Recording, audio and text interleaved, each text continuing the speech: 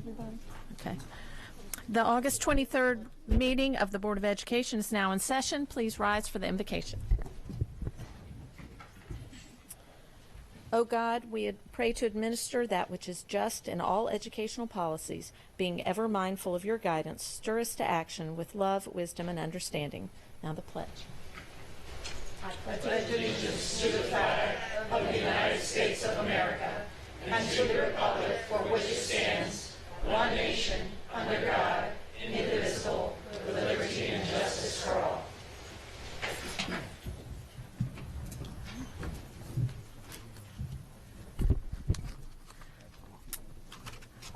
Item 2.03 is approval of the minutes. So moved. Second. All those in favor? Motion passes 7-0. Item 2.04 is establish agenda order, and the agenda stands as published. Item 2.05 is recognitions. For a special recognition today, we would like to celebrate the career of Kate Gilbert, Regional Superintendent of the North County and Chesapeake clusters, who will be retiring as of September 1st. Kate Gilbert began working at Anne Arundel County Public Schools in 1974.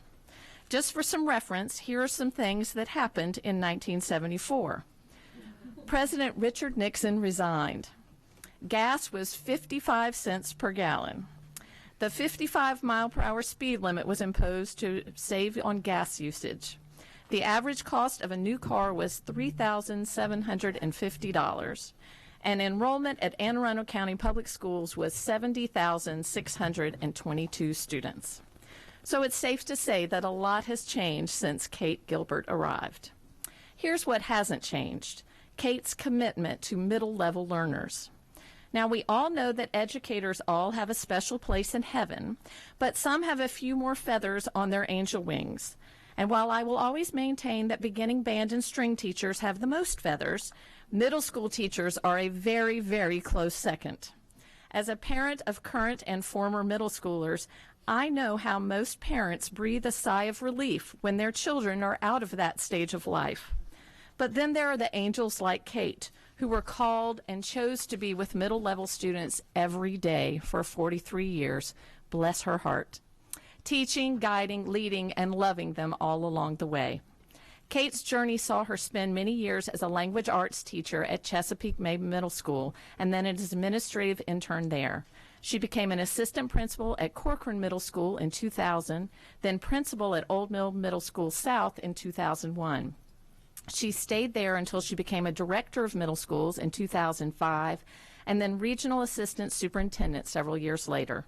Kate's entire AACPS career has been spent at the middle school level, with some others thrown in, but always focused on the middle schoolers. She has had an immeasurable impact on thousands of students and hundreds of teachers as well. It is safe to say that Kate has truly led from the middle. So this middle school mother says thank you.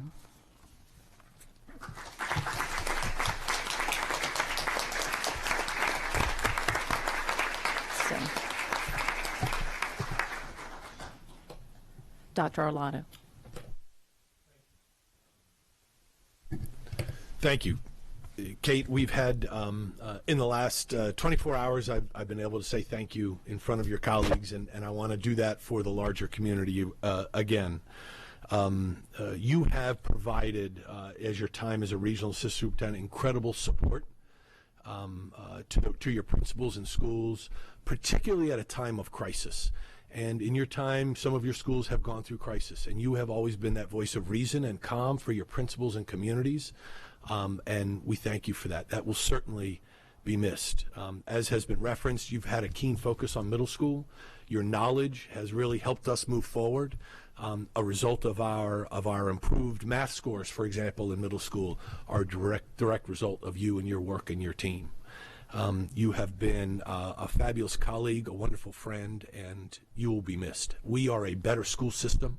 Our students and community are better off because of your 43 years with us. I am a better superintendent and an educator because of you. So we thank you.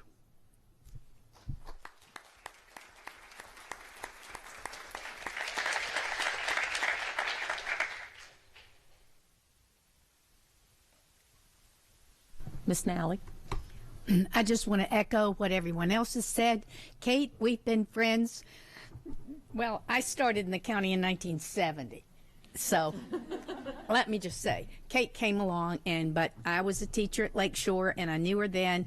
I shared many of our friends, Jenna, and different close friendships, and it has been wonderful to see your career as it's gone through. But I always agree that you have been a calm voice, reason, and quite an asset to our county. Thank you so much. You will be missed.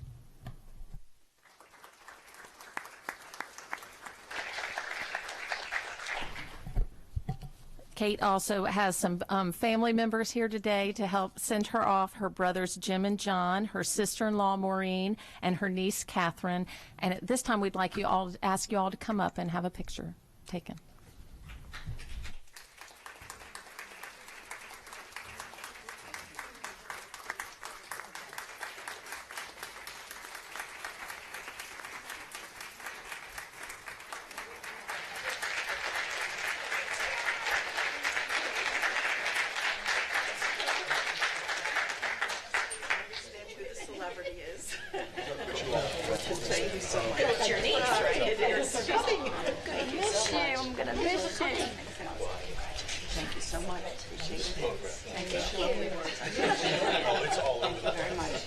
Believe me, everybody's watching this on TV.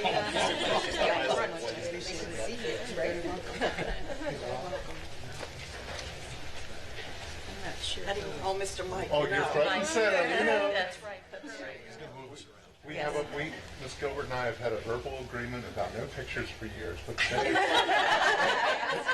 All right, I'm going to get some of the family over on this side. If you guys can step over this way. Yes, ma'am. And our board members and Dr. Alana. Let's see, we're short. Look at you guys, maybe right here, just so I could see everybody. Just keep coming this way. And then Ms. Sasso and this group of four over this way. Okay. Let's see how we're doing. Just down here, let's right there, just so I can see everybody. That might be good. Maybe if we stand like this, it's easier. Like this. Okay. Step forward. Just there we go. Let's see how we're looking. Can I see you guys? I think I can see everybody. Let's take a look.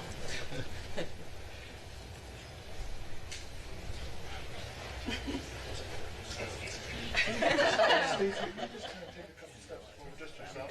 Just one more step out a little bit. Okay, I think that's going to look good. I didn't say anything about the picture.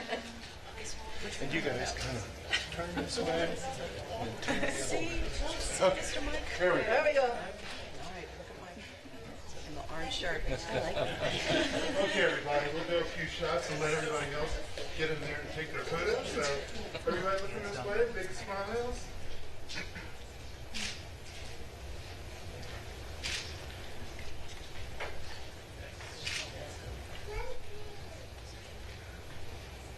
Great. Anybody else?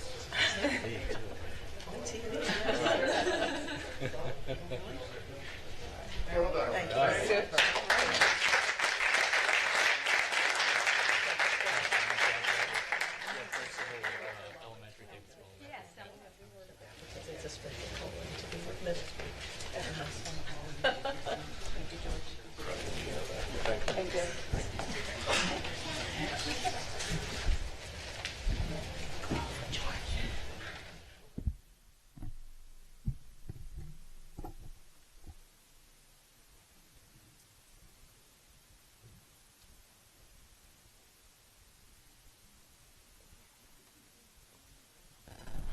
Okay.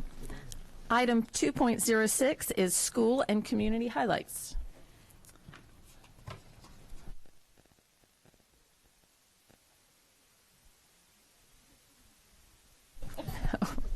All right.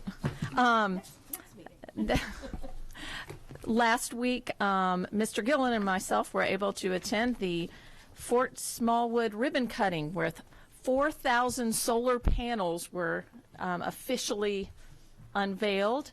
And over the course of 20 years, we expect that that will be at least a $1.8 million in energy savings for the school system. So that was very exciting. If you ever have a chance, it's quite impressive. They go on and on and on. We also were able to attend summer school graduation, which is very exciting to see some of our students who, for various reasons, weren't able to graduate on time with their class, but they stuck it through with summer school, and these kids were amazingly inspiring. And the words that they shared about how special the teachers were from summer school who helped them to get over that last hurdle were very moving, and hats off to all the staff of summer school who work with those kids and helped them all to achieve that milestone, to have that. And earlier last month, I attended a retirement lunch for Judy Jacobs, who has worked with the school system over 30 years and had spent the last 23 years as a guidance counselor at Brockbridge Elementary. And then Monday, Ms. Burge and I attended the new teacher orientation as we welcomed the hundreds of new teachers who are coming into Brockbridge. And it was so neat to have those two events as we celebrate, like with Kate and Judy, these women and men who've given years and decades of their lives to serving the children here, and then welcoming these new students who are new teachers who are coming in and hopefully are starting that career that maybe someday they'll be Miss Nally on the board 40 years later to come along. So it was really exciting and invigorating to see all the teachers out there and ready to go, and looking forward to the first day of school. So our next item, 2.07, is the CRASC report.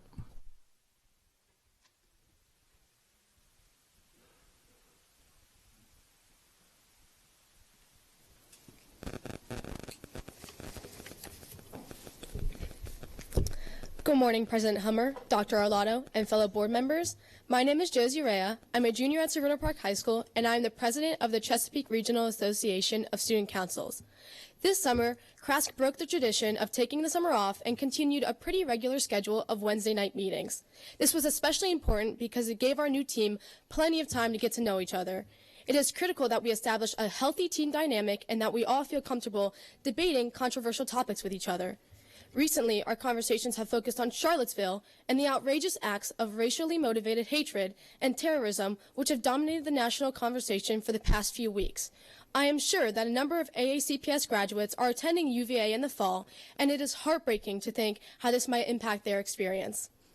Here at home in Anne Arundel County, we are not strangers to the pain of hatred. We know that it comes in forms of riots, petitions, essays, threats, and symbols. We applaud the removal of flags and statues that have come to symbolize hatred, especially those which have been removed from Baltimore and Annapolis.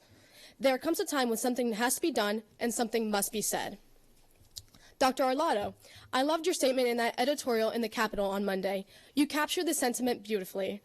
I love the part where you said we must replace conflict with conversation, particularly with the young minds we educate daily.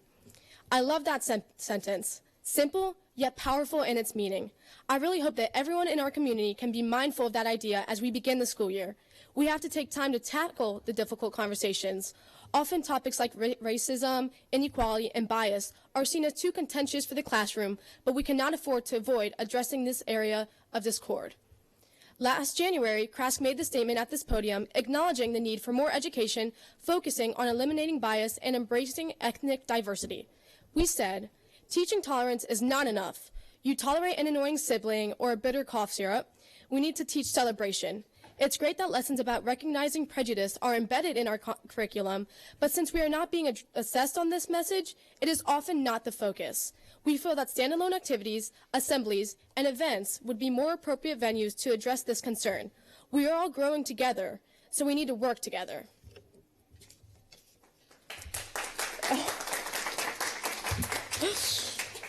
Not finished yet. We stand by that request for this school year, and we additionally ask that special attention is given to discussing how expressions of hatred, while they are protected under our First Amendment, are wrong and unwelcome.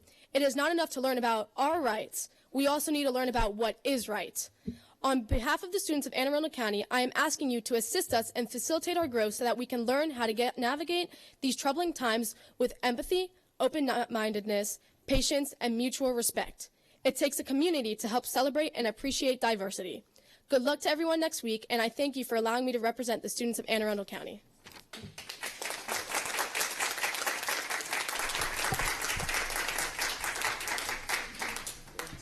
Thank you, Josie. Next is item 2.08, the CAC report. Do we have a CAC?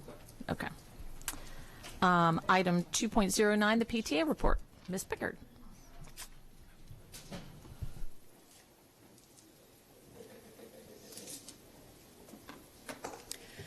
Good morning, President Hummer, Vice President Gilliland, and Superintendent Arlotto. Congratulations on your new positions. My name is Allison Pickard, and I'm the current president of the Anne Arundel County Council of PTAs. Like Krask, we also didn't take a break this summer. We had a very exciting training, if you could call it that. We trained over 50 rising PTA parent leaders this summer in June so that they could take the helm of their local PTAs this fall, which was great. Great turnout for our county. We'll do the same in September. The date is to be announced. We're working on settling that right now. And the focus of that training will again be to position our new PTA leaders with the skills they need to be successful. But also, we're going to revisit our intentional inclusion advocacy effort that we started last year, where we work with all of our local school PTAs to make sure that all parent groups and teacher groups are represented in their PTA. It's not as easy as you think it is to get people out of their homes and getting involved in PTA, but with some concerted effort, I think they'll be successful. With that said, that's my report for the day. Thanks.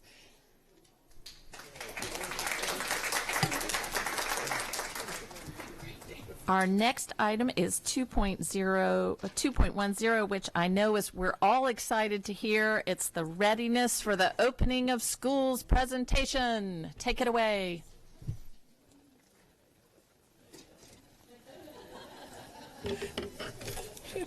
Where's the applause? Goodness gracious.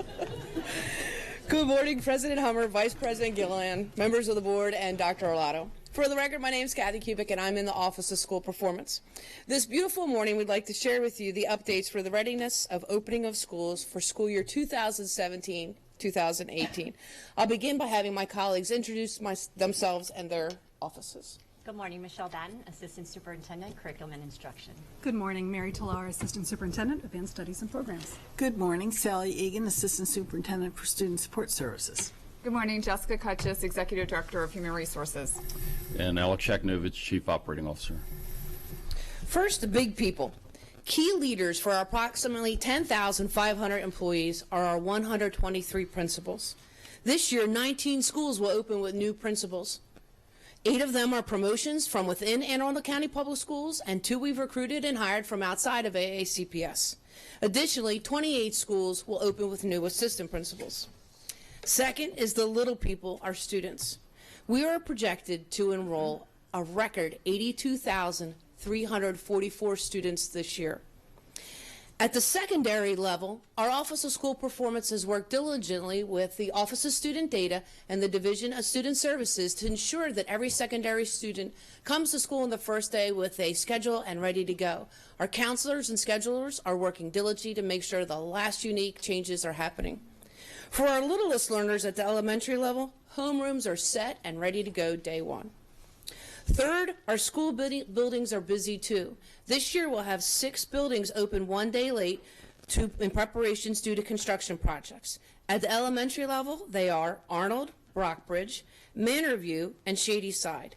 Also, Seven River Middle and Chesapeake High School opening one day late. Fourth, athletics continues to be awesome. To understand the scope of our athletic program, 10,921 student athletes participated in the program last year, with an additional 878 student athletes in our unified athletic program. This year, our 1,018 coaches are prepared to start the school year. They are certified in care and prevention, CPR, concussion training, and heat acclimatization training. In addition to serve the now over 62% of non-traditional classroom teachers as coaches, we provided professional development in prioritizing student-athlete mental and physical health and safety, teaching life lessons through sport, and how to integrate student athletic voice at all levels of programming. All of this hard work pays off. AACPS brought home 6 total state championships last year, bringing our countywide total to 373 since our first state championship in 1908. Finally, 5th, the people in OSP. Our team has worked with all 123 principals and their school leadership teams to ensure a successful opening of the school year. Specifically, we hosted principals and lead teachers, partnering with ASI, this past Monday at our opening celebration. This day was an opportunity to provide leadership professional development for our principals, and then we celebrated our academic successes last year. We also announced that we'll continue with the same intentional focus for the 3rd year in a row. All students reading at or above grade level by the end of 2nd grade, all students passing middle school Park mathematics, and all 9th graders earning a successful promotion to 10th grade.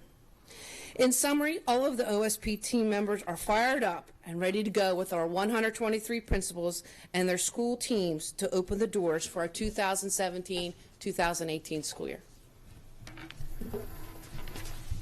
Good morning. I am excited to share curriculum and instructions preparations for the start of the school year. During the July Curriculum Innovation and Assessment Writing Academy, elementary and secondary teachers worked with department coordinators and resource teachers to create 74 new curriculum documents. The Academy included over 170 writers, and partners from Charles, Prince George's, and Queen Anne's County joined in the experience. Curricula includes real-world connections, exploratory project-based modules. Learning tasks and assessments have all been developed in each discipline to build students' reading and writing skills to connect essential skills and concepts.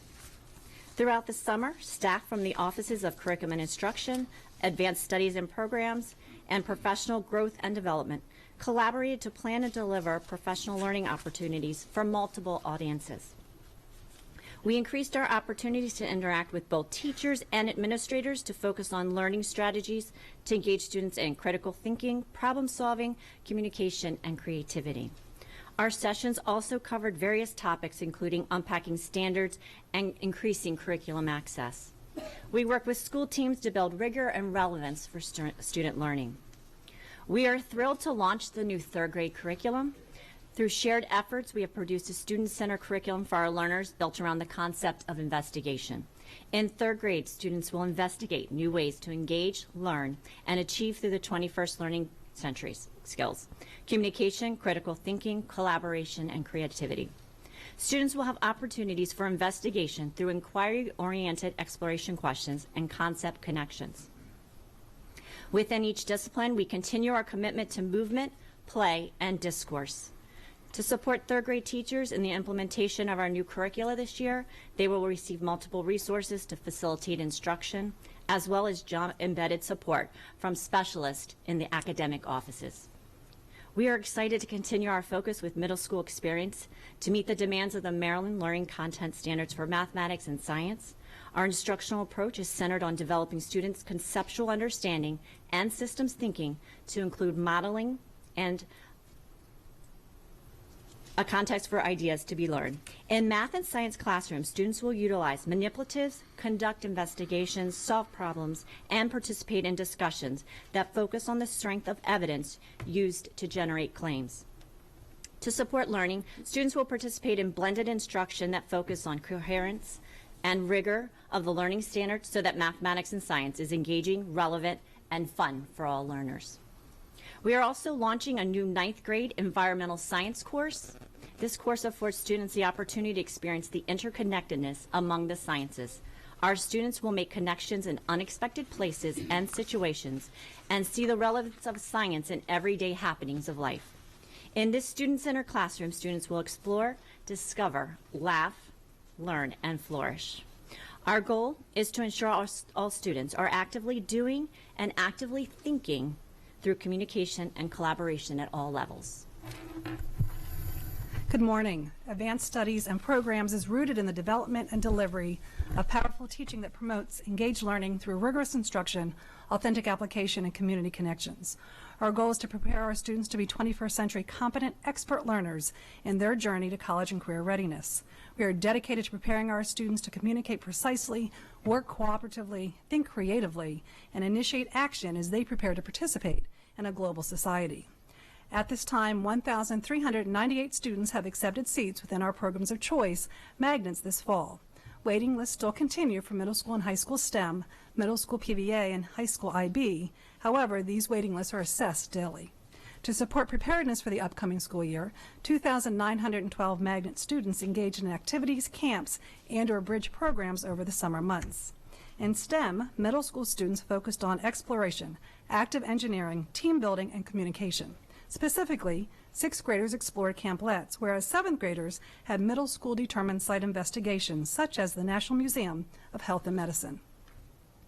Activities for STEM and BMA high school students consisted of app design, robotics, engineering cyber STEM, environmental resource management, and the participation in a Designing Your Future Summit. In PVA, students focused on an arts engagement. Middle school students worked in various art forms, building new techniques in and out of their prime with artist-led workshops. 9th and 10th graders in PVA worked directly with theater companies on collaborative projects with workshops and performance concentrations in their specific arts area. In IB, the summer enabled transitioning middle school students to explore IB as global explorers with cultural immersion activities. High school students, on the other hand, engaged in an innovation academy that included guest speakers, field experiences, and design thinking. The culminating event was a Shark Tank presentation of a collaborative solution to a community problem. Additional summer opportunities were afforded to students by Severna Park High School's signature program and the Advanced Learner Office. ASP offices also actively participated in the Curriculum Academy with their CNI colleagues. The result was curriculum overlays and strategy integration with the development of new curriculum and/or curriculum details in PVA, STEM, and IB. This included capstone, innovation, pathway, and design visual arts courses. Staff further designed resource tools, including a crosswalk on the MSDE Gifted and Talented Criteria for Excellence and the updating of technology publications, which highlight tech connections for all students at all grades. We also established international relationships in Belgium. Additionally, recognizing the correlation of teaching and learning experience on student results, ASP office leaders provided both and/or supported engaging professional development for our systems adult learners. This included Avid Summer Institute and PATH training at North County High School, a Penn State Partnership Training in Social Emotional Learning, MSDE's Arts Education Intensive, a Business and Law Institute at Anne Arundel Community College, IB's Global Conference, teacher externships with the Smithsonian Educational Research Center, and STEM infusion workshops that emphasize project-based learning, wellness and mindfulness, and computer science and technology. Finally, in our quest to create amazing learning for our students and teachers, we have installed a black box theater at Studio 39 with portable gallery walls. We have also planned for authentic learning with application in a robust series of field trips, guest speakers, community partnerships, and extended day and weekend opportunities for the 2017-2018 school year. Good morning. The Division of Student Support Services has hired some terrific new staff. We have a new Director of Student Services, 4 new psychologists, and 9 new school counselors due to vacancies as a result of retirements, resignation, or job change. We have also increased our staff diversity. One of our key areas of emphasis this year is attendance, an issue that particularly impacts disconnected youth. This year, we are working closely with staff in the Glen Burnie cluster to implement and assist with programs that aim to get children at all levels to school. Serving our population of homeless students continues to be an additional area of focus, with 1,168 students in the county identified as homeless this past school year. At the elementary level, our school counselors will continue to help develop strategies to address the social and emotional needs of children to best address their behaviors. At the secondary level, college and career readiness and increased Naviance usage are an additional focus area. Counselors will be supporting our middle school mathematics focus by delivering classroom social emotional support lessons designed to increase success in mathematics. The division continues its outreach to students' families regarding immunization compliance status. We are now making weekly automated phone calls to homes of students for whom we do not have documentation of required immunizations.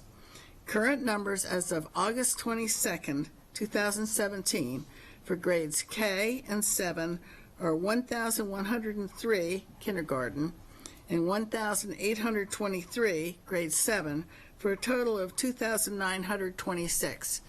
Some of these immunizations we have received, but they're not inputted into our system yet, so we monitor this daily. In addition, we are continuing our collaboration with the County Health Department and do not anticipate any organizational changes in schoolhouse services for the coming year. Our Office of Safe and Orderly Schools work collaboratively with school-based and central office staff at all levels over the summer to update, revise, and offer professional development regarding the Code of Student Conduct.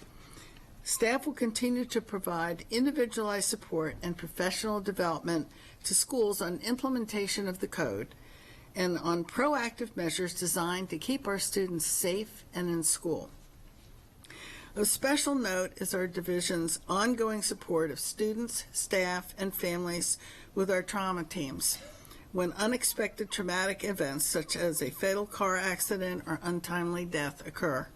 This summer alone, for example, 2 elementary students and 3 high school students, one a 2017 graduate, passed away. Our division reached out to provide assistance to the families of these students as well as the schools they attended.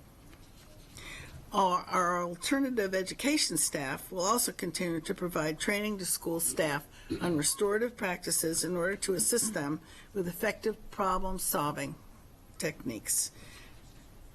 On another note, this year a new contract school, Monarch Annapolis, will be opening on time with close to 580 students. Anne Arundel County Schools hosted a 2-day Positive Behavior Interventions and Supports Conference, BBIS, in collaboration with Howard, Montgomery, and Prince George's County School Systems, entitled Using Our Tools to Support All Students, with over 1,000 educators attending. A highlight was a video about a mentoring program at Annapolis High School for male minority students who were at risk of not graduating. AACPS began implementation of restorative practices last year. A 5-year plan has been successfully launched for training and coaching of assistant principals and teams of educators so that conflicts may be successfully resolved. Our focus continues to be what is in the best interest of all students. Good morning. As usual, summer was a very busy time for the Division of Human Resources in preparation for staffing our schools with high-quality candidates for the upcoming school year. As you know, quite a bit of work and processing occurs in order to prepare a teacher to enter the classroom when school starts. Let me share some numbers with you to give you an idea of what our hiring season looked like this summer. We have hired 516 new Anne Arundel County Public School teachers so far. Our new teachers came from a variety of places, including recent graduates, other Maryland districts, teachers from out of state, and this year we even experienced teachers from Puerto Rico. Currently, 21.7% of our new hires are diverse candidates. As we continue to explore ways to recruit diverse candidates to our school system, we are expanding our reach in recruitment. A little closer to home, 127 of our hires are graduates of Anne Arundel County Public Schools, and 58 were interns with us before they were hired this year. We currently have, and this is changing literally by the minute, 29 classroom-based vacancies, which we hope will be filled mostly before the first day of school. For positions that are not filled, our sub-office has been working very hard over the summer to ensure quality substitute teachers are available to hire into these positions until they can be filled permanently. We currently have 1,178 active substitute teachers for this purpose. The number of our nationally board certified teachers continues to increase. We currently have 378 active nationally board certified teachers, and 94% of our schools have one or more nationally board certified teachers. Our staff is working extremely hard to continue to fill the vacancies that exist, so we look forward to being as close to fully staffed as possible on the first day of school. We are excited about our new hires and their potential impact to our students in Anne Arundel County. So it takes a lot of dedication and effort to ensure that our 13.5 million square foot of real estate is ready for occupancy and that all the necessary supports are in place for 82,000 students and 10,500+ employees. Facilities undertook renovations and or significant maintenance and repair activities at 71 of our 125 schools over the course of this summer. And while those are winding down, final preparations are being made in all of our schools in terms of fine cleaning and loading in all the requisite supplies. Over transportation, over 700 buses have completed their mandated inspections, and all of the drivers and aides have received the training required to begin the school year in support of 59,000 eligible bus riders. The school bus schedules are now up online as well. Transportation's also worked with the police school crossing guard unit and the traffic signalization offices to ensure that our walkers have a safe passage as well. Food Nutrition Services has finalized all of their menus, mandated trainings are ongoing, and food stocks are being prepared for delivery into each and every one of our schools. We anticipate serving over 5.7 million lunches this year and over 3.7 million breakfasts to fuel our students' minds. Thankfully, the cost of school meals and school milk will not be increasing once again this year. And finally, over in Technology and Instructional Data Division, they collaborated to replace and upgrade over 9,000 refresh machines as part of that cyclical replacement project.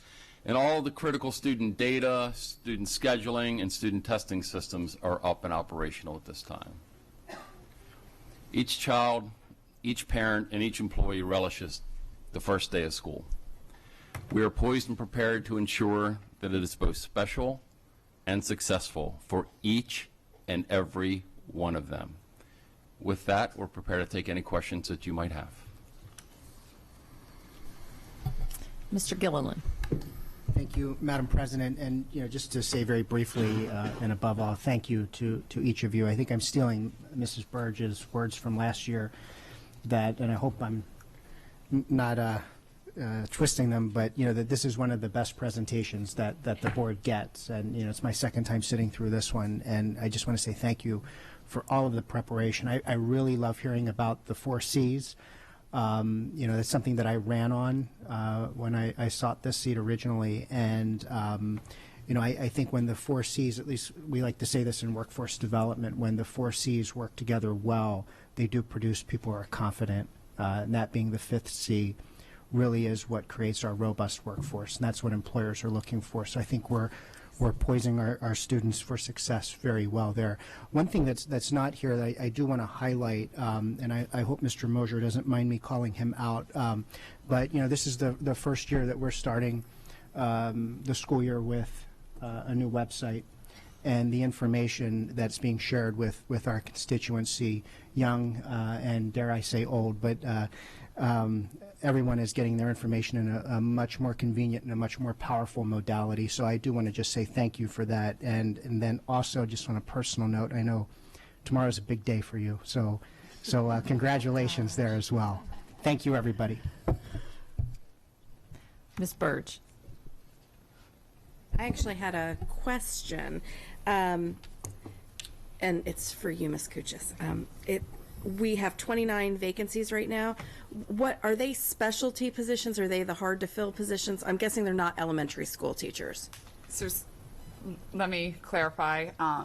So I was very specific to say classroom-based vacancies. Okay. We do have some other vacancies that exist at central office and other places. Okay. So those are classroom-based. We actually do have some elementary openings, surprisingly. I looked at the numbers again this morning. I'm like, how can we have, but as staffing adjusts, we do have some of those. Okay. But primarily, we are we need some more special education teachers. That continues to be a place where we struggle.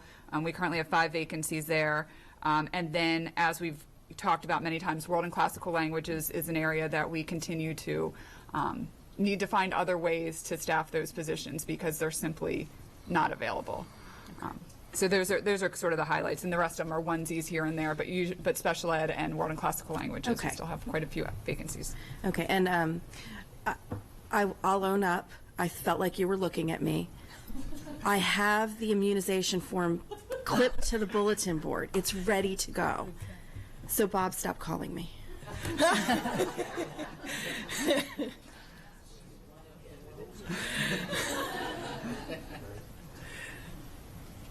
Oh, well, school starts later this year. So.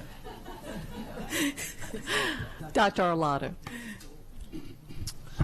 Thank you. Yes, Ms. Burge, we did make note that you have yet to get your immunization forms, but we weren't going to say anything. I'm glad that you. I understand. Thank you for that. We'll continue to monitor the numbers. I just wanted to say thank you to the team.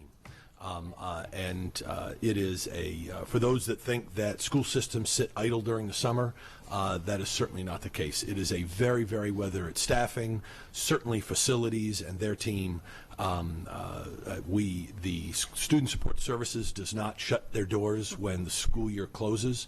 We're always there to support our students and families, particularly in times of crisis or even during the summer months. Curriculum instruction is amazing. You bring teachers together to write and prepare curriculum and assessments.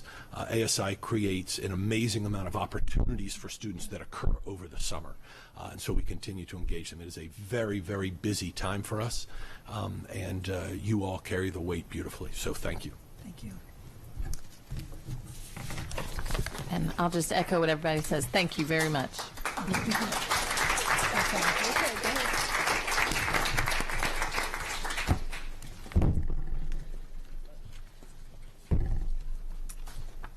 All right, now it's time for the public comment portion of the board meeting. Anyone wishing to speak on an item not on today's agenda may offer testimony during this public comment portion of the meeting. Speakers will be allotted 3 minutes each. The board asks that comments remain civil and appropriate for the various audiences that may be watching or viewing this meeting. Student-specific and personnel matters are confidential and cannot be discussed in this forum. This time is intended for speakers to voice their opinion and not necessarily as a question and answer period. Speakers may pose questions, but answers will be counted toward the 3-minute allotment. For the record, please give your name before speaking, and handouts should be given to the board assistants. We have a number of comments today. I will call it those who've completed cards first. Others who wish to speak may then come forward at the end. You may either stand at the podium or speak from the chairs, whichever you prefer. First batch, Jessica O'Kane, Ginger Holliday, Mike Shea, Julia House, and Diane Cube.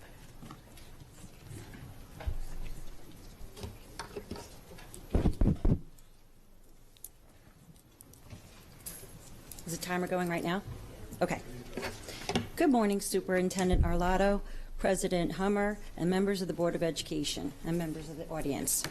My name is Jessica O'Kane. I have 2 children in the Anne Arundel County school system. I'm an attorney and a licensed real estate broker. For the record, I am not against cell towers and telecommunications. I used to work in the field. However, I am for responsible placement of such facilities. I am against them being placed at public schools. Under the master lease agreement that was signed initially in June of 2012 and then re-signed in June of 2017, every public school in Anne Arundel County can have up to 3 cell towers with 5 carriers on each pole at each school system. Pardon, each school. My opposition to them is based on diminished property values, which can be up to 20%, the negative aesthetics of them, and ill health effects. Dr. Joshua Booth, a professor of computer science at Franklin and Marshall College, who has worked with EMF radiation, calculates that a 100-foot proposed cell tower would provide the equivalent power of 1.4 live wireless routers strapped to the head of a child for 7 full school years. Because children are smaller and still developing, they are more vulnerable to radiation than adults. This person quotes, "I can't imagine a parent or board member who would strap a wireless router to a child's head for years." I don't understand why a private company should benefit for the use of our public school land. Why not a gas station, dry cleaner, nail salon, or Chick-fil-A? I would have no problem giving up some of our school property so that I can get some of my errands done before going to work. It is disgraceful that the Anne Arundel County conducted, I'm speaking in particular about Shadyside Elementary. It is disgraceful that Anne Arundel County conducted the public information meeting this summer. And I know it was done on purpose because families are away. So not a lot of people can come to those meetings. And then at the last minute, it was scheduled for July. It was rescheduled for August at the last minute. So anyone who was attending in July and then had vacations in August couldn't attend. But Shadyside did turn out, and Shadyside, which you should have already gotten a report on or will be getting a report. Is that my warning for like a minute? Like in court, it goes 30 seconds? Okay. They came out and they voiced their opposition very loudly, and I hope that this board takes that into consideration and everything else other people are saying with respect to this matter. Thank you very much for your time and consideration and for all the hard work you do all year round. I know what it's like because I volunteer on several boards myself. Thank you.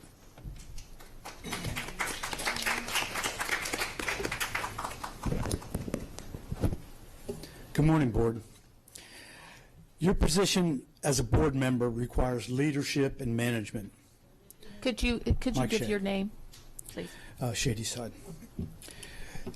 And you have a mission of education and safety of students. Your fiduciary responsibility is to the students, in this case, children, parents, and citizens. Placing cell towers at elementary schools is wandering from this mission. It has nothing to do with education, and it's contrary to safety. Good leadership and management by Prince George's and Montgomery counties have made the decision not to place cell towers at elementary schools. Small children are more susceptible to this high-frequency radiation. The school board administrative representative at the Shadyside public hearing made the statement several times that there is no credible evidence that high-frequency radio wave energy from cell towers is harmful. Not only is this not true, but it's a position that proclaims ignorance. There is scientific debate on both sides, and to call this settled science is to put your head in the sand. But it's understandable. It's understandable that the position and the mantra by the school board is understandable because once you admit that the science is debatable, you can no longer, with good management practices, place children in possible harm's way. There is no dispute children are more susceptible to this type of energy. When you admit to yourself that the science is debatable, your good management practices dictate that you must err on the side of safety for the children, as that is your responsibility. At the public meeting, one of the few milestones President Len Forkish shared with the citizens of Shadyside is that he has a fiduciary responsibility to his shareholders and investors.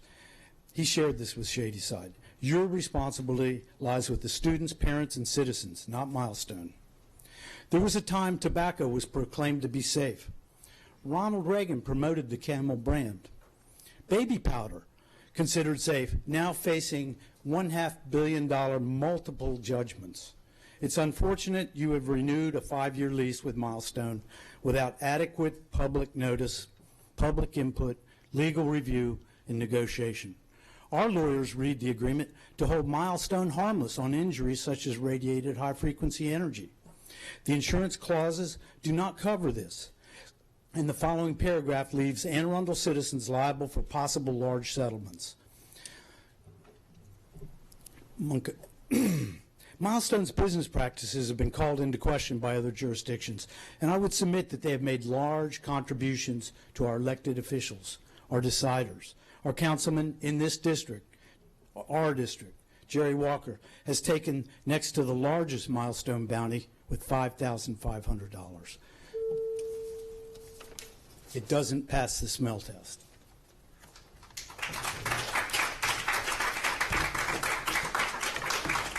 May I have the assistants give you this information?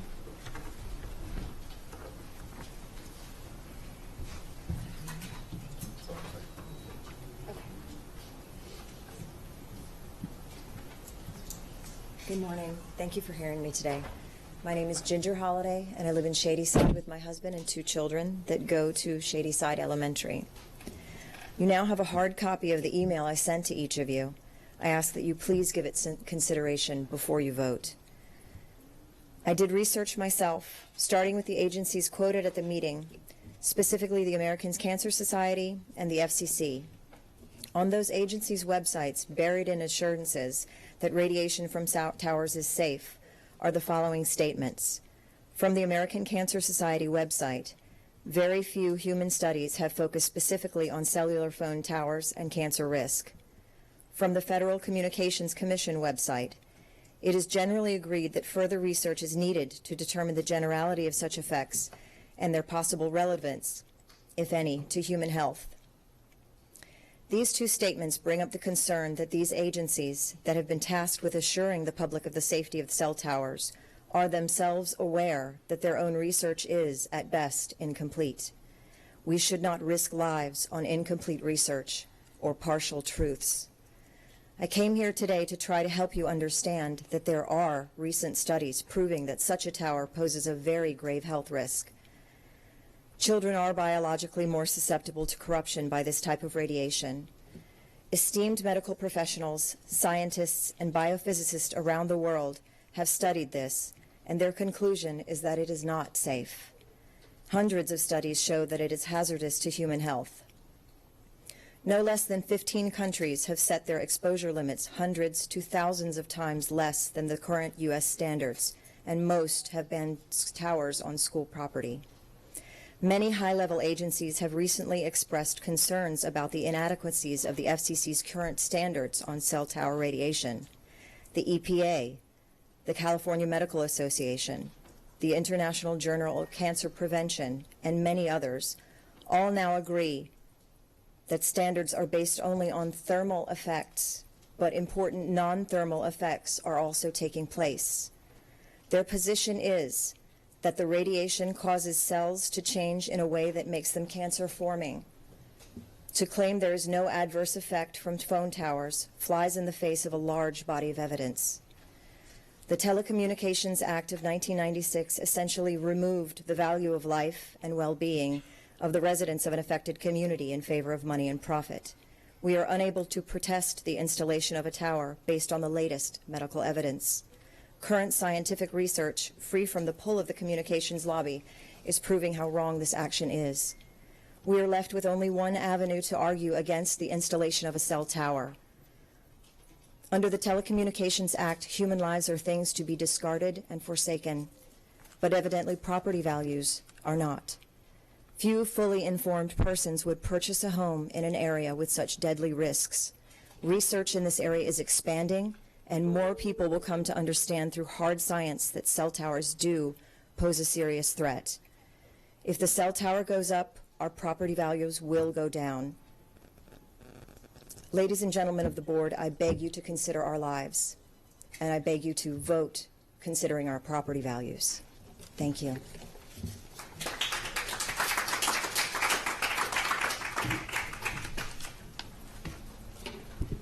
Good morning. My name is Diane Cubey. I'm a resident of Shadyside, and I'm also a mother and a grandmother. I'm not going to read you a speech. I'm coming to you on another side, and that's the professional side. I've spent over 30 years in the healthcare industry. The majority of them have been in oncology. I started out in local community centers and worked my way up to run and be the head chief administrative officer of a national cancer organization that represented the community centers across this country. Basically 81% of all physicians, administrators, and nurses that treat the patients in this country. That position took me to Capitol Hill. I spent 5 years on Capitol Hill working on the Medicare Modernization Act. I was part of the committee that rewrote the laws for Medicare patients to receive their oncology care. From that position, I was one of 5 people, 5 Americans, that accompanied Paula Dobianski, the Undersecretary of State in charge of Eastern European Affairs, and Congressman Lincoln Diaz-Balart. We were a congressional delegation that were sent on the 20th anniversary of the Chernobyl nuclear power plant accident. We represented our country to go over and ascertain the health care concerns and needs of the people of Ukraine. I was asked to come back a second time by the First Lady of Ukraine and the President to sit on a panel of experts from across Western and Eastern Europe to see what concerns and long-term effects that the radiation exposure had across Europe. That meeting, the indications that everything to do with radiation exposure no matter what the size, is cumulative. They are looking at up to 150 years of effects. And it's not just cancer. It's cardiac disease, it's learning disabilities, and it's genetic mutations that have come out of all of these accidents. The children in Shadyside Elementary School will be sitting in that classrooms for 7 to 10 hours per day, depending on their activities, if they're in aftercare, and so is the staff. I beg you, as a board, to sit there and think of what's going to happen to those people. And you probably won't even be on this board when the real effects occur. But I will tell you, as a professional, local, state, national, and international, this is nothing to play with. Remember, the key word is cumulative. And we ask that you do not allow this to happen. Thank you.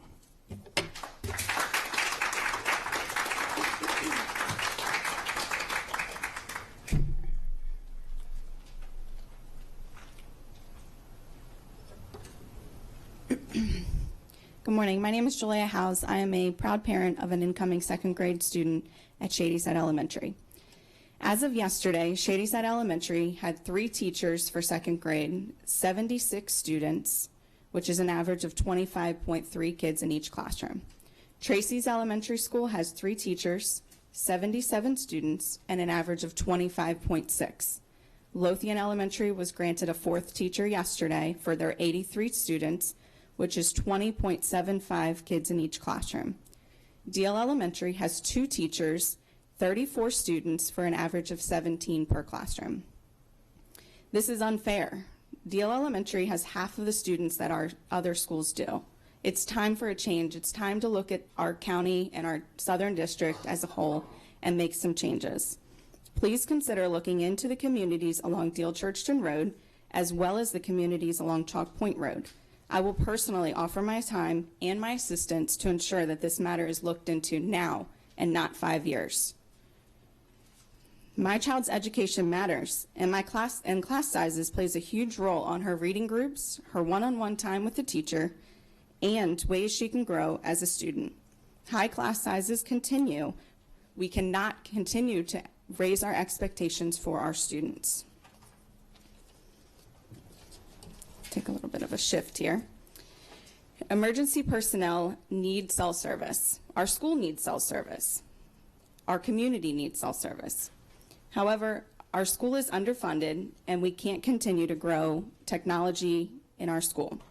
We want our children to have updated schools, updated technology, and we encourage our students to learn, play, and even just enjoy themselves on our tablets, our computers, at our home, in our school. This is what we've done for our children. We've given them these tools, but we cannot be hypocrites. We cannot use our wireless cell phones day to day. We cannot guarantee our wireless internet routers at home. We cannot ask Verizon, Comcast, and other companies to improve their cell service. We cannot continue to use our smart TVs. We cannot use our tablets. We cannot use our microwaves. We cannot continue to use these things in our home and our school if we're not going to allow change in our community. Our homes have more Wi-Fi and more issues with them than the cell phone towers do. Thank you for Board of Education for looking for ways to supplement our budget. Our county is underfunded. We have to make a change. Make Anne Arundel County Public Schools awesome by continue to looking for other sources of income to help our staff, admins, and board make our county school system better for our kids. I'd like to thank you all for the progress that's happening at Shadyside Elementary and for our kindergarten edition as well as our open closure classrooms. Thank you. All right. Next, Randy Williams, Rita Quigley, Virginia Kolakowski, John Earl, and Jetta Earl Smith.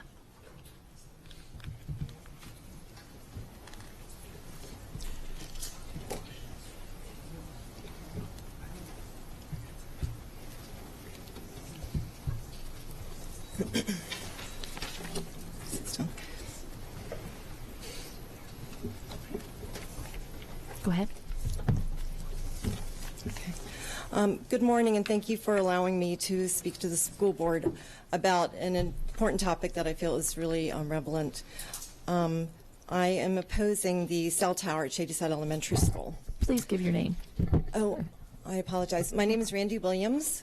I'm a registered nurse in Anne Arundel County. I graduated from Southern High School in 1979. I attended Shadyside Elementary School in 1971 when it first opened. And my daughter attended Shadyside Elementary School and is in Southern High School in 10th grade at this time. So I've lived in Shadyside since 1970. I have a vested interest in the property. When I, excuse me, I get nervous. Let's see. One second. All right.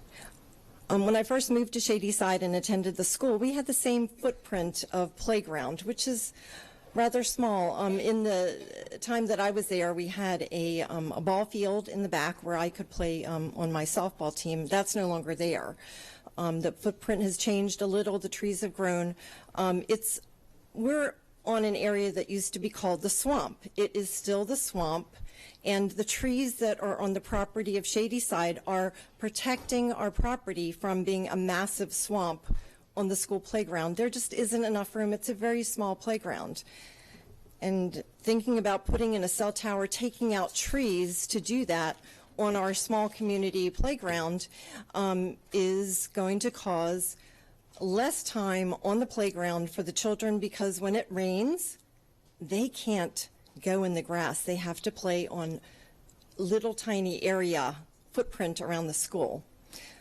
We don't want more surface that's covered in cement. That's not good for our environment either, because we live on a swamp. So less playground means less space for the kids. My parents moved us to Shadyside in the 70s because we lived in Montgomery County, which was sprawling with suburban life, and it was out of control at that time. Now, Montgomery County has banned cell towers at schools, so maybe that will be a safer place for an elementary school to be. Let's see where else I am here. Let's see.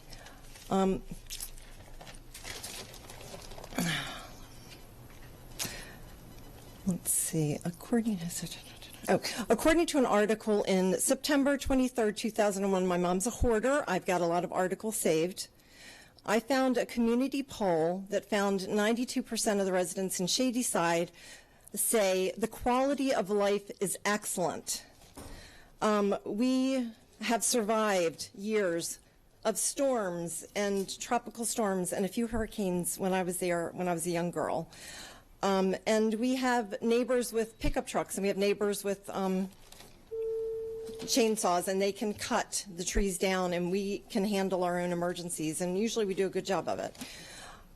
In conclusion, I would just like to say I'm also a registered nurse in the recovery room, and a lot of my patients have been brain surgery cancer patients who I see in the first days to weeks of their diagnosis. They ask me, why me? What happened? And we don't know. We can't tell them because we don't know what causes those brain tumors.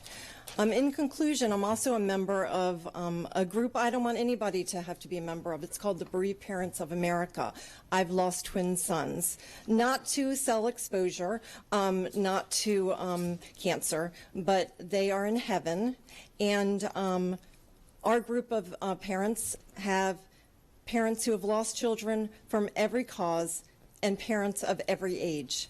And to be responsible as a board member, to know that in 5, 10, 15, and 20 years, you might be affecting the lives of those children and those parents who forever will be grieving a child. So please consider this when you decide to oppose the cell towers at Shadyside Elementary School and at all elementary schools. And why don't we just get them off of school properties, period. Thank you very much.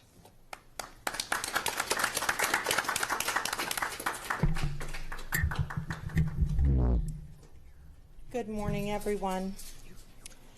My name is Rita Quigley. I live in Shadyside. and I also work at Shadyside Elementary School, I strongly support this Shadyside cell tower.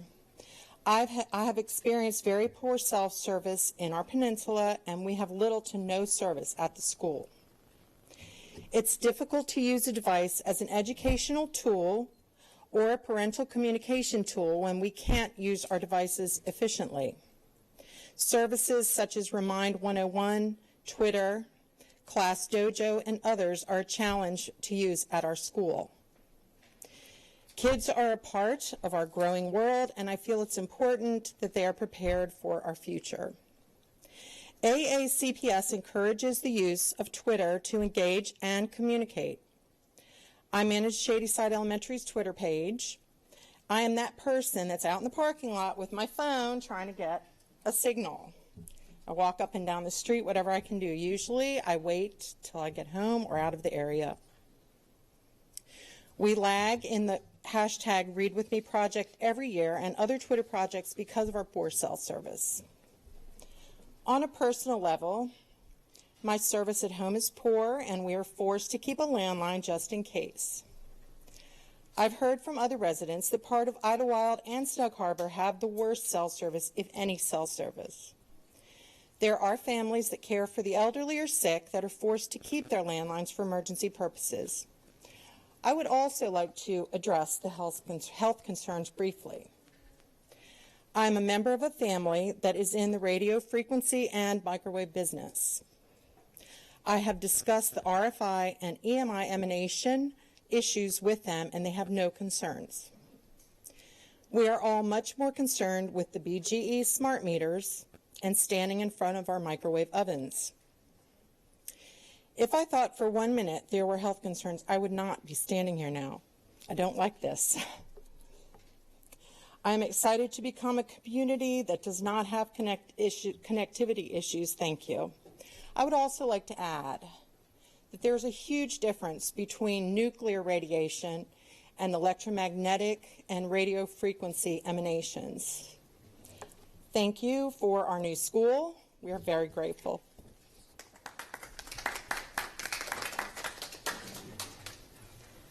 Good morning. My name is Virginia Kolakowski. I'm here to speak against the cell phone tower that you want to go up at Shadyside Elementary. I'm a mother of 2 boys, and I volunteer for Moms Across America. Mothers, as they say, do more investigating than the FBI. I've spoken out before about the use of Roundup and its dangers at the EPA, and I'm shocked at how many organizations that are here to protect us listen to the industry standards and science. The cell phone industry has more money than Big Pharma, and they have huge lobbying power. We are parents and people, human beings, who are here voluntarily. We get paid nothing to protect our families. So please consider who is more biased. We all love our cell phones, but when placing the towers, we truly need to consider unbiased science and what is most important. I choose our children. Thank you.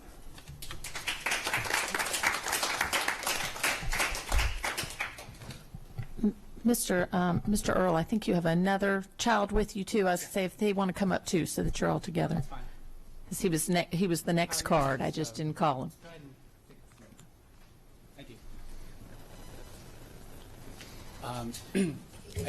I question the Twitter.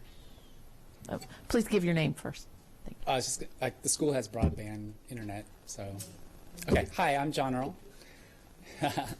I'm a father of 6 beautiful young children in Shadyside, Maryland. All right, so I'm also an engineer and love technology. In fact, technology allows me to do what I do. It's very important. But when my sister was diagnosed with stage 4 brain cancer, I started to dig deep into the research that's current on the dangers of microwave radiation. And I'm telling you, after years of research, the risks are real. They're real. I've been looking into this for years. I'm not sure how deeply you've personally looked into this topic. I get 3 minutes to talk, where I believe industry meets with you at the schools and they get a chance to really explain to you their position on safety, which is based on 20-year-old studies. I think that being educated by industry to make your decision is a conflict of interest, and I would love for you to set up a meeting with independent experts who are, can tell you what is going on with the latest research. I think that would be a good idea before you make your decision. So I really think you need to look at this as an opportunity for you guys to be on the right side of history. The opportunity, to stop the very first cell phone tower at an elementary school in our county. And regardless of your personal beliefs, you cannot ignore two facts. One, Shadyside community has been very clear that they do not want this tower. There's been pushback. And two, there is mounting evidence that elementary schools are absolutely the wrong place to place a cell phone tower. American Cancer Society, American Pediatric Association, they both say clearly, officially, that long-term research hasn't been done on the effects of on children. So why would we even think of putting a cell phone tower on an elementary school? I don't think anyone wants their children to be part of the long-term studies that have yet to be conducted, right? As far as money goes, we're talking about lives here. It's not a frivolous matter. And you have an opportunity to protect these kids, an obligation really to protect these kids. And the dollar amount on a life, we're talking about $15 of revenue for the school system per child at Shadyside Elementary School. It's not going to get more teachers.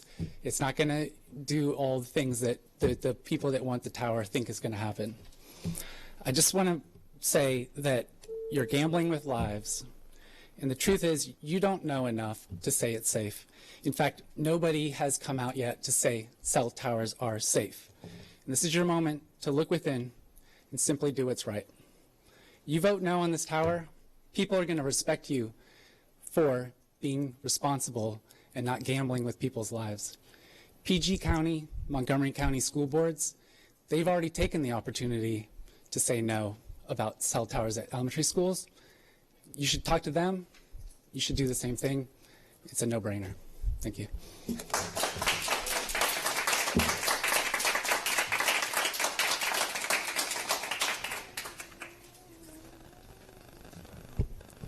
Hello. My name is Jetta Earl Smith. I live in Shadyside, Maryland. And I just want to say I really don't want a cell tower to go up on my school. I don't think it's a very smart thing to do, and I just hope that you will vote no. Thank you.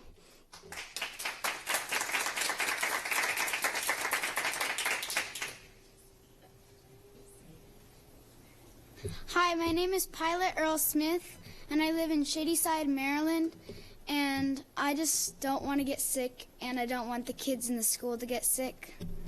Thank you.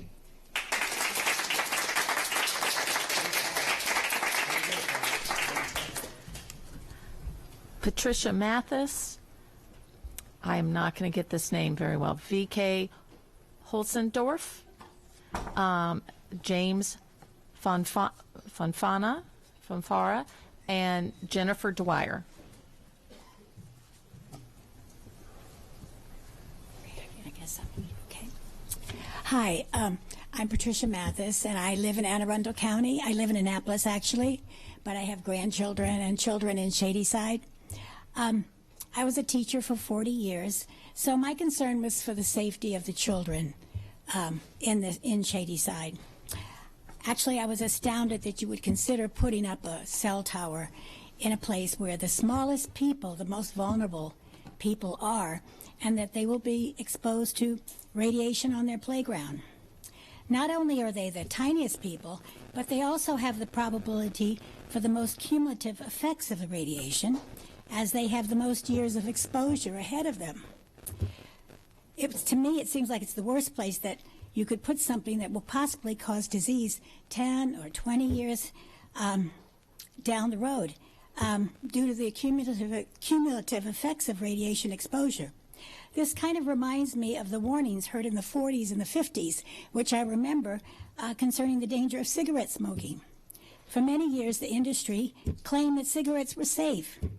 And look how long it took for that fight with many unnecessary deaths along the way. Is this going to be the same thing with even worse results in the years ahead? I strongly urge that we should be cautious and not go ahead with putting up a cell tower on an elementary school with the possible, and many think the probable, harm to the most vulnerable people. Thank you.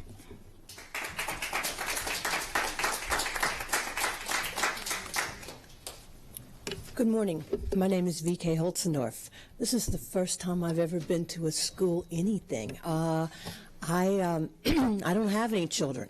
I don't have any children in any elementary school or ever have, but I do pay property tax. And I've done the calculation just rough back at the envelope, and the portion of my property tax every year that goes to support the school system is about $8,000 a year. That's what you guys get of my money to spend, and I depend on you to spend that money. I'm not complaining. I think it's a really, really important thing that we do collectively, is to contribute funds for the education of our children. Not the sickness of our children, the education of our children. So I calculated over the 17 years that I've lived in the Shadyside area, about $130,000 of my tax dollars have gone into the school system. Now, let's look at that relative to what Milestone's giving you. And I almost had the thought is, man, I'd really be a lot better off if I just took my money and paid it into Jerry Walker and had him vote my way. So it's really not a fair fight. I'm happy to give you my money. I'm happy to educate the children.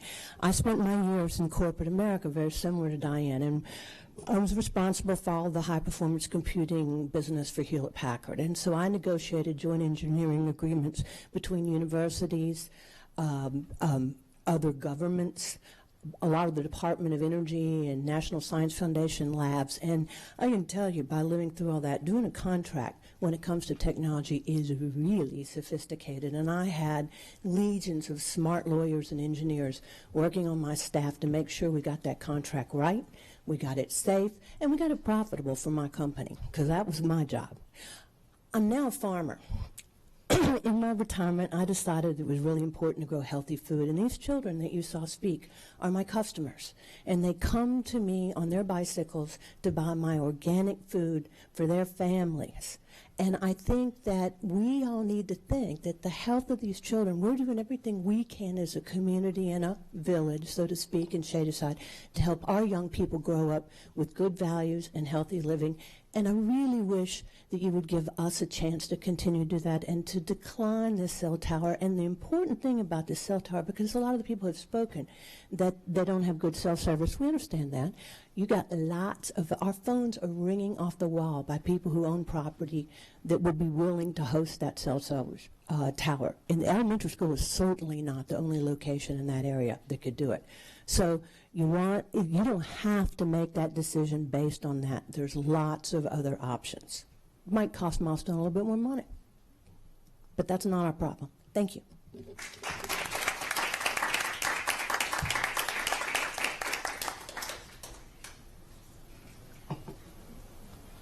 Hi, my name is James Fonfair. I live in Westover, Maryland. My daughters go to Shadyside Elementary School. I'm the father of three, so it's kind of the reason why I'm here. The cell tower, it's, I don't want to have my kids in a school where they're going to have radiation raining on top of them all day long while they're there. Supposed to be learning, mind developing. One of my daughters has epilepsy, so she already has a brain condition, and further agitation in her brain is not really going to help her. you know, from all the community and our community meeting and stuff, I'm sure it's pretty obvious to everyone that Shadyside does not want this tower. None of our residents do. No one I've spoken to does. And people that claim that they have poor cell service, maybe you should look at your carrier, because mine works just fine on the school. Now, as far as our kids using cell phones and stuff in the school, I don't see where where there is ever a place for that in schools. Our children should be learning, not on devices to do the learning. With all that said, a point that was made at the community meeting, which you all may be aware of, maybe not, I don't know. The president of Milestone Communications' own child had a form of cancer when he went to a school that was right next to a cell tower. Right next to a cell tower. You know, that kind of information, you know, what do we do with it? You know, I would suspect as a board members that, you know, the person trying to put a cell tower in our schools, you know, what are we supposed to do with that kind of information? I guess I leave that up to you all to decide. You know, I really pray that this doesn't happen. I really do pray for my children. It's not for me. It's for my children. You know, you all as board members have the opportunity to be their heroes right now, to stop this from happening before it ever, you know, before anything does happen. You know, maybe we should play on the points we made already. The other counties that have banned this from their districts, the other countries, for that matter, that have banned this from happening in their countries.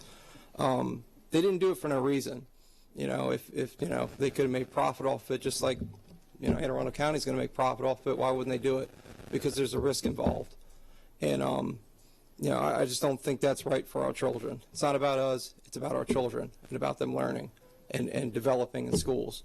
And, you know, that's the final thing I kind of have to say is, you know, please don't poison my babies. That's all I got to say. Thank you.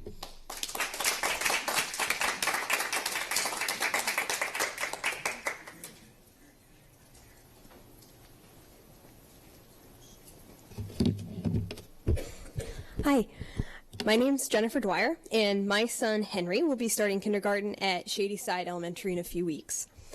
My family actually just moved to Shadyside back in March, and a big part of what convinced us to plunk down more money than we ever imagined we would on a house was all of the really good things that we heard about Shadyside Elementary. So, and here we are not 5 months later worrying about whether or not the school board is about to approve a potentially carcinogenic cell phone tower at the behest of some corporation trying to make a buck. I mean, this is just mind-boggling to me. I was at the community meeting in Shadyside a few weeks back with over 100 of my neighbors, which if any of you have experience with community meetings, you know that 100 people don't show up to a community meeting in the middle of August unless it's something real serious that people are really concerned about. And I went to this meeting to find out more about the exact proposal on the table, and I left the meeting completely horrified by what I saw and heard. Basically, the rep from Milestone came over and said, you know, when we asked him, do cell phone towers cause cancer? He's like, well, we don't think they cause cancer, but the school board's going to make $25,000 off of this, and you guys are going to get a fraction of that. That's like $5 a year extra for your son's education. Totally worth it. Which, I'm sure many of you have children. Imagine if some salesman was trying to con your school board into making a decision that could potentially jeopardize the life or health of your children. I mean, wouldn't you be livid? This is just, I just don't even have words for it. You've got a $1.2 billion budget that you've got to work with. Clearly, you're not so hard up for money that $25,000 is really going to make or break it. And if it were, I'm pretty sure that most of the parents at Shadyside Elementary would be willing to pay an extra $5 a year in taxes to up the school board budget or whatever to be able to sleep well at night, not having to worry about whether or not their kids are going to get cancer from a cell phone tower. You know, cigarettes didn't cause cancer either until they did. And asbestos didn't cause cancer until it did. So, you know, I don't want to have to worry about if a cell phone tower is something that is going to fall into that category or not. And I feel like as a taxpayer, I shouldn't have to be worrying about that. That's just ridiculous. There are plenty of other parcels in the Shadyside area to stick a cell phone tower. I mean, it really just does not need to go in my kid's playground. It could go easily anywhere else. And, if folks are noticing a discrepancy in the sizes of our classes compared to other schools, then that's something as a community that we need to investigate and get down to the bottom of as to why that is. The answer is not to take money from a corporation to stick a potentially carcinogenic cell phone tower in our kids' playground. And I think that's all that I wanted to say. Thank you very much.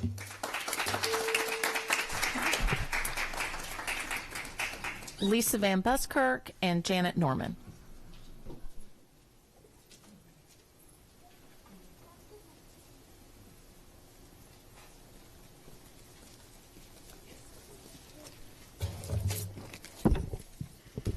Good morning, Dr. Arlotto, Board of Education. Lisa Van Buskirk with Start School Later, Anne Arundel County, back for another year of advocacy. Before all the public speakers, you heard an update on the state of the schools for the first day, and yesterday marked the release of the bus schedules.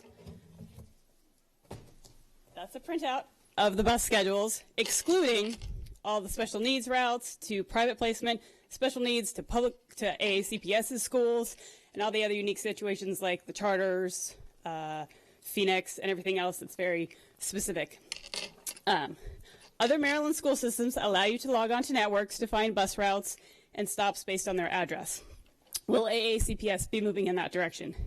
5:38 is the first magnet pickup for the West County PVA students this year. At best, it's 2 minutes earlier than the South County pickup to Biomed in Glen Burnie from Southern Middle School. 6:13 is the earliest start bus pickup time for 3 different Old Mill routes. Did AACPS use the opportunity of the Annapolis redistricting to use the software for that cluster? Many other routes appear to be just delayed by 13 and 15 minutes and even replicate the same errors, such as missing the Millersburg PVA stop that I know was missing last year as well in this printout. Facebook nicely reminded me 2 years ago was when this board approved the purchase of the software with the stated goal of using it to more easily identify multiple potential options and costs for healthy, safe, and developmentally appropriate school hours. Which brings to mind a few questions. What is the status of the transportation software? When will you direct AACPS to use the software to develop those multiple options and cost estimates? When will you identify hours you consider safe, healthy, and developmentally appropriate? When will you seek outside assistance? Boston Public Schools is using the minds and computers of Massachusetts Institute of Technology to aid their hand-drawn bus routes for the cost of just a $15,000 prize. Similarly, Dr. Hagani at the University of Maryland and Edgewater-based school bus consultants remain local resources. You may recall from the April 19th testimony from Mead Heights principal, teachers, and parents who highlighted that their already late school was developmentally inappropriate for Title I school. This board had asked for what could be done for Mead Heights and Hebron Harmon, and ACPS, in my opinion, did not provide you an adequate answer. I hope that you'll ask them again what is necessary to help those 2 schools that end after 4 o'clock. It should be noted that not all elementary schools are automatically delayed 15 minutes. Hillsmer, as we found out in March, was only delayed 5 minutes. Tracy's is just 5 minutes, Mayo 10, and Shadyside is no delay at all. I don't begrudge those schools not moving, but clearly there was some fudge factor within the transportation system that they have no adjustment or even a smaller adjustment in their school hours. I'm hoping such a fudge factor could have been applied to Mead Heights or Hebron Harmon. 11 months ago, when this board voted to delay 13 to 15 minutes, it was seen as the first step towards appropriate school hours. When will you take the second step? Thank you.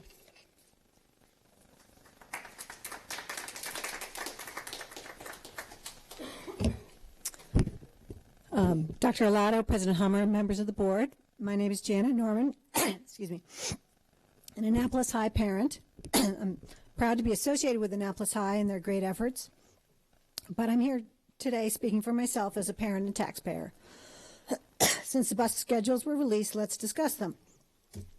In my many opportunities to watch the board deliberate and the public have a chance to present to you testimony, one of the most gut-wrenching need for change feedback times you received as a board came on April 19th.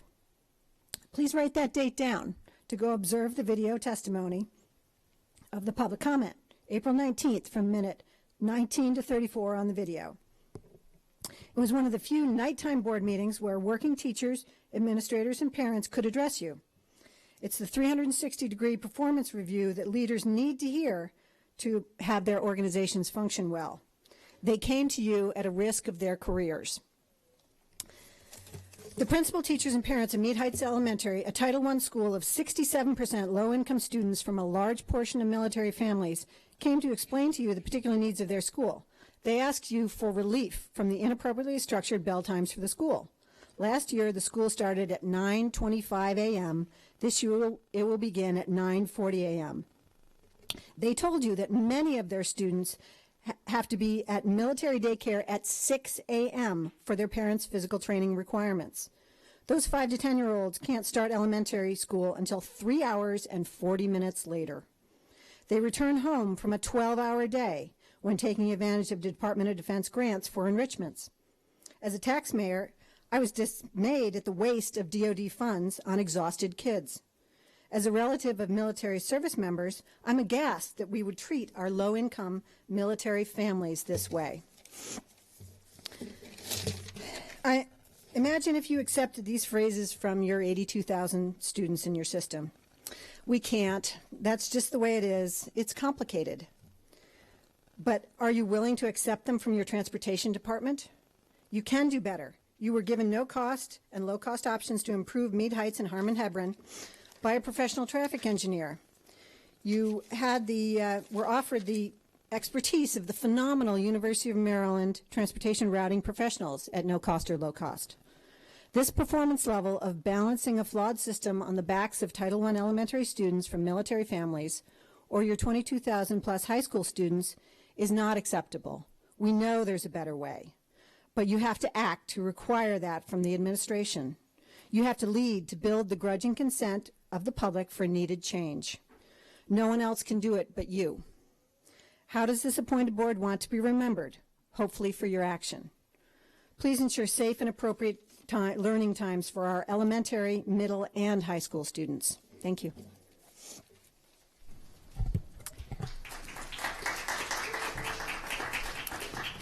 That is the last of the cards we have for public comment. Are there any other comments? Okay. Move on to consent items. Items 4.01 through 4.17 are consent items, award of contracts. Do I have a motion to bundle those and move them from information to action? So moved. Second. All those in favor? Okay, motion passes 7-0. We now have an action item. Dr. Arlotto, your recommendation. Yes, ma'am. I recommend that the Board of Education award contracts as listed on today's agenda as 4.01 through 4.17 inclusive. Okay. All right. Mr. Gilliland. Thank you, Madam President. I know during Saturday's retreat you had referenced that we engage and participate in a number of co-ops and that some of them would be up for vote today. And I just wanted to get clarification, and there are a few, and we don't have to go through all of them, but in particular 4.03, which is the daily contract, daily computers, I'm sorry. So it's got a $95 million cooperative price tag attached to it, but is there any indication of what that would be for AACPS specifically? I know it's probably hard to with pinpoint accuracy there, but is there a rough estimate that we could at least gauge?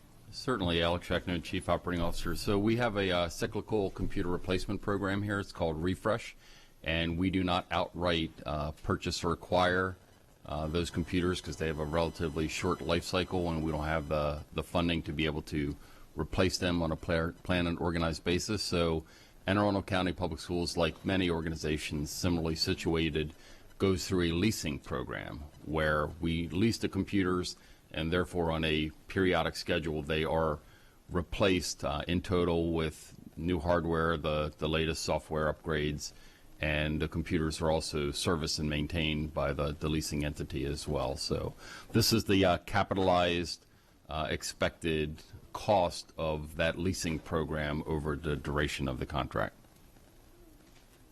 And then just for clarification, that $95 million is for AACPS over the lifetime then, correct? Correct. Okay. Right, but it's not a one-year cost. It's for that refresh program in its totality.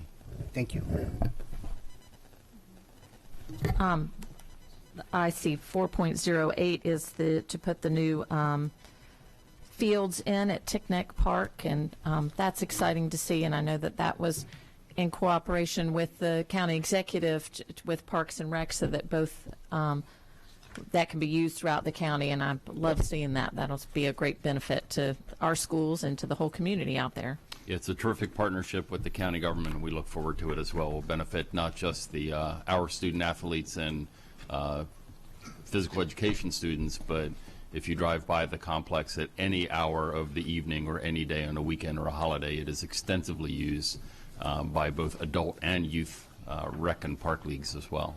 So, all right. Are there any other board questions or comments? Is there any public comment? So, all those in favor of warning these? Motion passes 7-0. All right. Item 5.01 is an action item, administrative personnel appointments. Dr. Arlotto, your recommendation. Yes, ma'am. I recommend that the personnel listed on the attached sheets be promoted and or appointed. Second. All right. All those are there any board questions or comments? Okay. All those in favor? Motion passes 7-0. Okay. Item 5.02 is personnel. Dr. Arlotto, your recommendation? Yes, ma'am. I recommend that the board approve the actions as stipulated on the attached sheets. So moved. Second. Are there any board questions or comments? All those in favor? Motion passes 7-0. Item 5.03 is board calendar revision. Dr. Arlotto, your recommendation. This is a board decision and board recommendation on your calendar regarding the October calendar dates for the upcoming board meetings for this school year. So we're making the recommendation, not you. You are making the recommendation. Okay. Yes, ma'am. All right. So we are making the recommendation to change the October meeting date to 7/15 on October 18th because of the Maryland Association of Boards of Education annual conference, which most board members will be attending the previous week. Are there any board questions or comments on this? Oh, make so moved. Second. Now, are there any questions or comments on this item? Okay. Is there any public comment? All those in favor? Motion passes 7-0.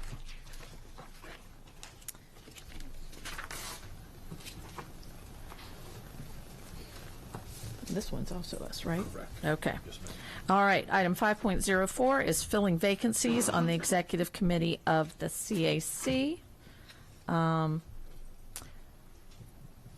So, upon approval of the board, the following named individuals be appointed to fill the vacancy on the countywide Citizen Advisory Committee. Aaron Blakely Snell for the Annapolis Cluster Elementary Schools, Charles Sewell, Chesapeake Cluster Elementary Schools, Michael Maresca, Chesapeake Cluster Secondary Schools, Tanisha Mead, Glen Burnie Cluster Elementary Schools, Tanisha Howard, Northeast Cluster Elementary Schools, Latoya Nikongolo, Severna Park Cluster Secondary Schools, and Julia House Southern Cluster Elementary Schools. Do I have a motion? So moved. Second. Are there any board questions or comments? Is there any public comment? All those in favor? Motion passes 7-0. Item 5.05 is Glen Burnie Park Elementary School Gymnasium and Program Edition, Educational Specification and Schematic Design. Dr. Arlotto, your recommendation. Oh, this is an information to action item. So, do I have a motion? So moved. Second. All those in favor? Okay, move this item to action. Dr. Arlotto, your recommendation. Absolutely. Yes, ma'am. I recommend approval of the Glen Burnie Park Elementary School Gymnasium and Program Edition, Educational Specification and Schematic Design. All right. Second. Okay. Are there any board questions or comments? Is there any public? Oh, Mr. Gilliland. Thank you. Again, just a quick clarification question. On the cover sheet, it's budgeted no. So I just want to clarify why But that's For the presented. record, Lisa Seaman Crawford, Director of Facilities. You will see that included in the next capital budget, the FY19.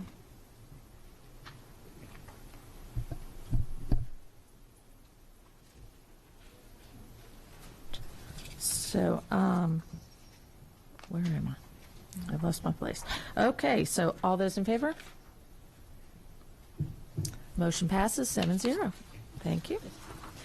All right. Item 5.06 is Monarch Academy Annapolis Public Charter School Agreement. Dr. Arlotto, your recommendation. Yes, ma'am. I recommend approving the addendum to the Monarch Academy Annapolis agreement. Second. Okay. Are there any board questions or comments? Is there any public comment? Ms. Burge. Dr. Arlotto, could you just take a moment to say what the changes are to the agreement? Yes, ma'am. In short, we are. Let me take a step back. As you're well aware, that as we bring on charter schools and contract schools, those schools. We take money from our budget on a per pupil basis, and sign it over to the school so that they can operate independently, as it were. In short, those schools can determine themselves whether they want to provide transportation or not. And so this, in short, is an agreement that we would do the transportation Anne Arundel County Public Schools for the contract school, that we would take on that responsibility as opposed to them doing it themselves. So all those in favor? Motion passes 7-0. Item 5.07, rescinding of policies, is also an action item. Dr. Arlotto, your recommendation. Yes, ma'am. As we have discussed in the past regarding several policies that are sort of either outdated or folded into other policies that currently exist, I'm recommending approval of rescinding policies DAA, IFJ, IFN, and KGA. Okay. Ms. Bird. I just want to ask, have we already adopted the replacement policies for these? Good afternoon, Jeanette Ortiz for the Record Legislative and Policy Council. Yes, so the policies that we are recommending to rescind today have been incorporated into other existing policies, so the subject matters are covered currently. Yes, correct. So they're essentially duplicative. Are there any other board questions or comments? I understand there was no public comment on the website regarding rescinding these policies? Correct. There was no public comment. Okay. Is there any public comment today? All right. All those in favor? Motion passes 7-0. Next are policy revisions, second reading. First one, 5.08, Instructional Materials Code IH. I understand there was no public comment on this item as well. Correct. There was no public comment on policy IH. Okay. Is there any public comment today? Are there any board questions or comments? Okay, this is second reading, and it will come to us for vote at the next meeting? Yes, correct. Okay. All right. Next is 5.09, Student Performances Code IKC. I understand there's also no public comment on this item. Correct. No public comment. Is there any public comment today? Any board questions or comments? All right. Again, this is second reading, and will come to us for vote the next meeting. Correct.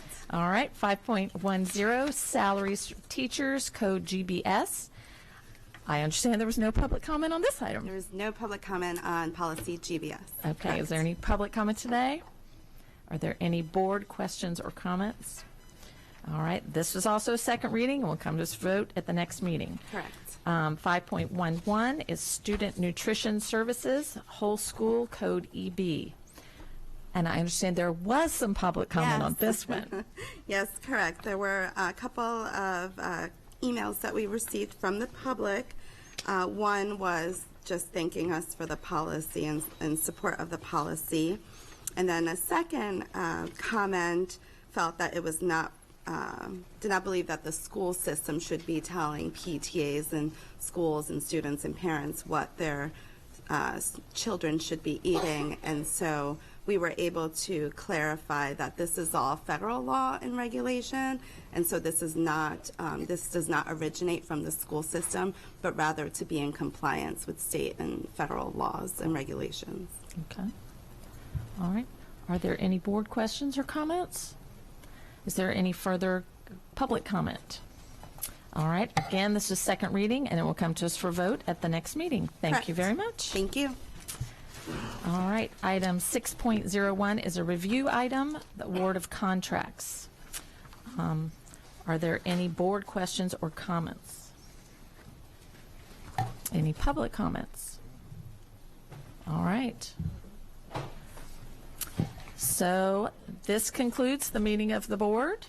The Board of Education, next Board of Education meeting is Wednesday, September 6th at 10 a.m. The board will also hold a workshop on the FY 2019 CIP and capital budget at 6 p.m. on Tuesday, September 12th. The public is welcome to attend, but no public testimony will be taken. Mr. Gillen. Caught me.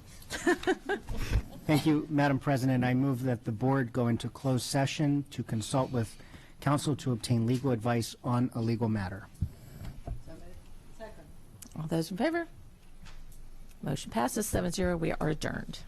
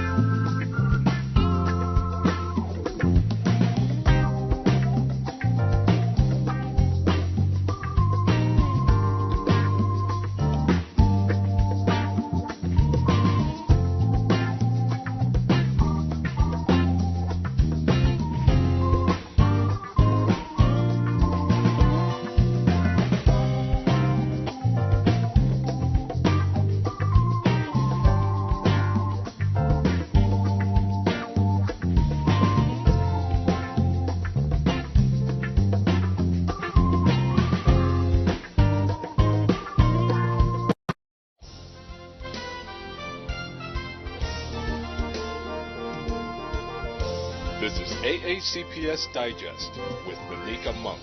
Hello. Welcome to the Anne Arundel County Public Schools Digest, bringing you news about the people and programs of Anne Arundel County Public Schools. I, Lucia Cole. I, Lucia Cole. Do swear and affirm. Do swear and affirm. The Anne Arundel County Board of Education's newest member was recently sworn in by County Circuit Court Clerk Robert P. Duckworth. Chesapeake Science Point Public Charter School senior Lucia Cole took an oath of public service before a small group of family and friends at the county courthouse in Annapolis. As the first charter school student to hold the student member position, Lucia is eager to make an impact and a difference for all students. To make sure that all minority groups are shown, not only the major minority groups such as Black and Hispanics, but those who from single-parent homes, people who may not even have homes, so showing their voice also. Veteran board members and superintendent of schools, George Arlotto, were also there to support Lucia. The student, it's invaluable because they're on the ground every day. They are living our school system. They are hearing from the students every day, and the perspective they bring is invaluable. We have seen it and heard it from board members for the past 43 years that often the student changes the vote because of what they're able to share of what the reality is in the school system. So we treasure their presence there. The idea that we are a school system and our clients are our students, certainly serving families in the community as well, but our primary responsibility is educating kids. And so student voice is very important. So you'll see school boards across the country have a student board member, but there's no place like Anne Arundel County across the country, nowhere where that student has full voting rights. And it's a really important position. And our students, and this is now going into my 12th year with Anne Arundel County, have seen student board members each year come and go and just serve their students, serve the other students in the county beautifully. Lucia is the county's 44th student member on the board and will serve a one-year term. The student board member position is the only one in the nation with full voting privileges. Just before the kickoff to summer, students across the county received some amazing gifts to end the school year. At Marley Middle School, students were treated to a visit from the Bayhawks professional lacrosse team mascot and cheerleaders. We came to Marley Middle School and we actually made a presentation to the students and to the faculty. As part of our initiative for Anne Arundel County Schools, we're giving away a ticket to every middle school participant. That's $18,000 all told. And we just think it's a really great way of reaching out to the community and congratulating them for the accomplishment of their hard work for the year. And we want to support the youth of our county. And certainly the comeback for us is we want them at our games because youth is a very important part of building the game and we really feel good about it. When you guys come and you get a chance to see the game, you get a chance to meet the players, it's going to be an awesome inspiration for you, and I hope it actually inspires you to play the game. I really like it because I usually go to my brother's lacrosse games when he played, but I've never been to a professional one or all that, so it'll be kind of fun. We're recognizing them that we hopefully can bring them to the game where they can get a feel for it, they can spend time with their friends and their family, and they can enjoy the sport and enjoy an activity. The Bayhawks provided tickets for every middle school student in the county. In other generous news, 2 county Rotary clubs recently added to the tradition of providing schools with much-needed technology. At Tyler Heights Elementary School, the Rotary Club of Parole delivered an abundance of Google Chromebooks in support of student achievement. Our Rotary Club really believes in helping children, helping the community, and we had taken a shine to Tyler Heights quite a few years ago when we did mentoring. So in the process, we've been working a relationship with them, and we felt that the kids here were, needed more than other schools, and we felt this was a great school to provide Chromebooks for. The benefits of having such technology in the classroom are endless. When you put it in front of them, they know how to use it. There's joy in their hearts and smiles, and they're playing with it, and they're learning with it. That's the most important thing. They're not using outdated books. They're doing something their parents never had an opportunity to do. They're staying abreast of what everybody is doing today technologically wise, which is really important for these kids. It keeps their interest in class. It keeps them more tech forward, because a lot of these kids don't have computers at home, so they actually get to use a computer when they come to school. It gives them that forward advantage over the other kids who already have computers, and doesn't leave them behind, and that's the biggest thing about it. And they learn better because their interest is in computers. It's awesome that everybody gets Chromebooks because then no one has to be running to the teacher and asking her for computers. Such donations also show students that so many people care about them. This gift is very special to us, and we appreciate everything that the Rotary Club is doing. A gift like this is priceless to our kids, and we really want to thank them for that. And hopefully this can now make a partnership where we have a partnership between Tyler Heights and the Rotary Club, and they can continue to come see our kids and watch them learn and grow, and hopefully the partnership continues. The The Annapolis Rotary Club saw a need to provide Google Chromebooks to Annapolis Elementary School's 5th graders, giving them an advantage before entering middle school. Since we have 2 5th grade classes, one Chromebook cart, which has 30, wouldn't be enough